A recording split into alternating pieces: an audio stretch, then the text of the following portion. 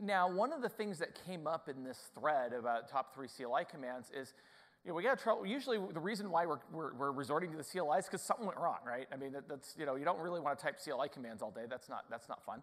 And one of the things that comes up is we call it the Roach Motel effect, right? Packets come in, but they don't come out.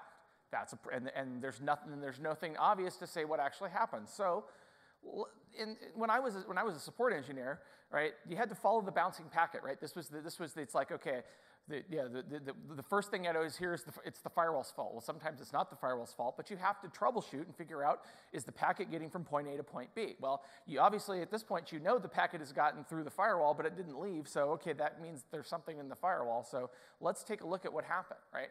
So did the packet actually get to the firewall? Well, we don't really know unless we actually look for packets that come with the correct MAC address.